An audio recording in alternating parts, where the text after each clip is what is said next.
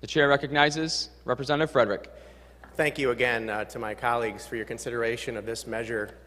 Special needs families need all the support they can get. I've lived that for 7 years now with 2 autistic children. I've had the pleasure to connect with many of you on both sides of the aisle who either have special needs family members or are touched in some way by the needs there. This bill allows an important tool to be made available more easily to families facing those challenges. Specifically, the National Fingerprint Database, which is used by law enforcement in situations where someone's become lost, or in current practice, it's very typical for people who are considered to be runaway children are in this database.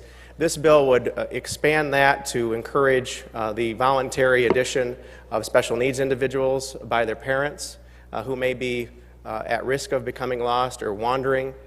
One of my most poignant memories as a father was realizing how different that parenting experience would be after my own daughter wandered halfway down the block until a watchful neighbor found her and brought her back to me. My wife and I were engaged at the time in dealing with disruption from our son, who was dealing with a challenge upstairs, and we realized that our daughter had learned to manipulate the downstairs lock on our home.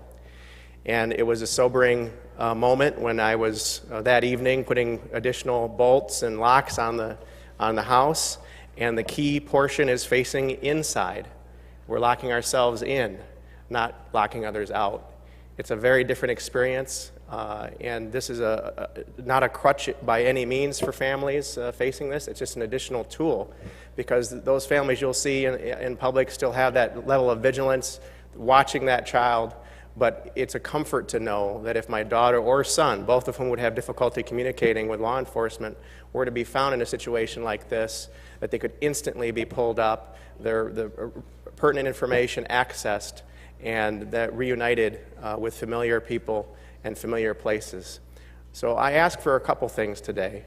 I certainly ask for your vote, and I'm encouraged by the feedback we've had that that's going to happen, and I thank you for that. I ask for your understanding. We all are ambassadors to our constituencies.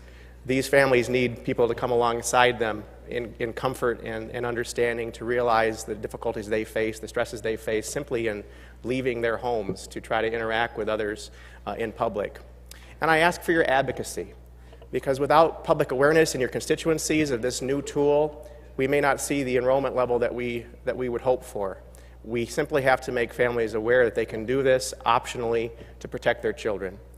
With that, I ask for your vote, and I thank you very much for your consideration. Thank you, Mr. Speaker.